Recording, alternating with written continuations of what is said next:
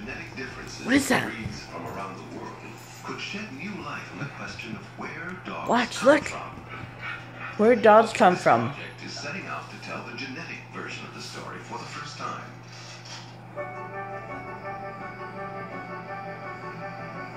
To do this, the team would need a huge database of DNA samples from dogs of every continent. Samples have been gathered by local volunteers from Africa to Asia. With 3,000 different dogs sampled to date, the collection is unique.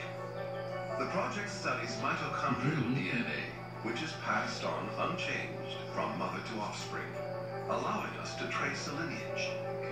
This same technique has also been used to tell the story of human origins. Anything about dogs, Mooney's watching it. Wolves. He's truly an amazing animal himself. Molecules that have a single origin from a single woman. He doesn't just around 100,000 years look at TV and that catches his eye. He actually watches TV. Has accumulated a few mutations through time, which is why we today have different mitochondrial DNA types. Oh, Mooney, you just watch, huh? And this shows us Look at that. exactly Look how at that we puppy are dog related ant. to each other, Huh? all the way back to the first woman ancestor of all of us. And exactly the same thing we are doing with our dog samples. The DNA samples have been mapped out. The results are clear. Much more variety can be found in one place on Earth than anywhere else. And although the genetics are complex, this strongly suggests that this one place is the homeland of all dogs. China. East Asia. Oh, Asia. East Asia. There seems to be just a single geographic origin of dogs, and that this origin was somewhere in East Asia. The next step for us is to try and say more specifically where in East Asia did this happen. He believes the domestication of the wolf took place in one small area, possibly China or Siberia. But his findings are controversial. There is still some debate, I guess, but with our new data coming, we will get a much better case for what we believe. If the dog did first emerge from a small number of wolves in East Asia, the diverse range of environments this one species would go on to conquer is all the more remarkable. One of the secrets of the dog's success would be a phenomenal ability to adapt to any climate it entered.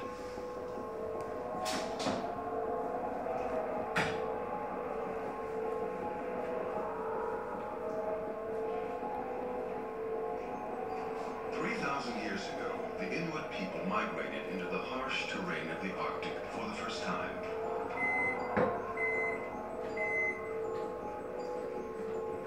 When they made this epic journey, they were probably not alone. Look, Mooney, look. What do you see? Look, Mooney. There's the wolves. There's the wolves. Oh my God.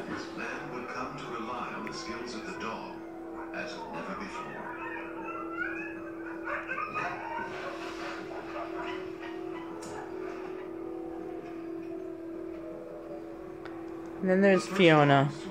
All she wants is the Kong. From warmer climates in Asia. Yet temperatures here can fall as low as minus 50 degrees Fahrenheit. And these sled dogs will never sleep at night under a roof. They exist on a diet of snow and seal blubber.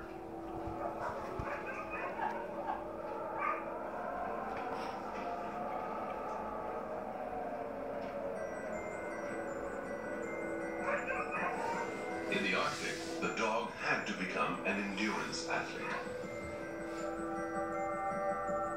Sled dogs are small enough to be capable of surviving on very little, but large enough to pull heavy weights. The backbone of the sled dog is stiff to transform muscle power from the legs into pulling power.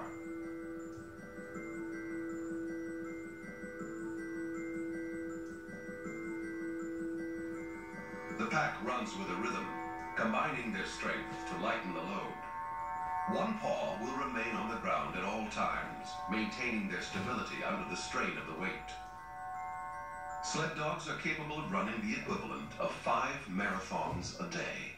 Wow. Awesome. Some sled dogs have run 1,000 miles in 8 days, making them the fastest land animals in the world over long distances. Like their ancestors, Inuit hunters Levi Palatuk and Jason Pallad rely on the senses of their dogs to navigate this potentially treacherous land. Even in a blizzard or a complete whiteout where the ground or the snow seems to be the same as the sky, there's no edge in the horizon, they know how to get home. The dogs do not travel ahead of Levi and Jason simply to pull their gear. The snow can cover splits in the ice, and the freezing water below can kill a man within seconds. But the dogs can sense changes in the snow underfoot and will stop if they detect danger. That's I've cool. seen dogs falling through the ice where a human would not survive. They fall in the water and they seem to get out of it very easily and shake everything off, and it's okay for them. Inuit dogs, male and female, are intensely competitive for the top position. The human sled driver must take the role of alpha wolf. In this unpredictable environment, complete obedience is demanded. The most dependable dog is harnessed as the lead dog. Their job is to enforce the driver's commands and set the pace. The lowest ranking dog in the pack You're a falls funny to the boy. right of the team. Are you watching the dogs, huh? Least respected dog, but he is one of the most hard-working in the Look. team, pulling the greatest load. Ooh, look at that pretty dog. This is hot and heavy work, but in the Arctic, cooling down is no problem.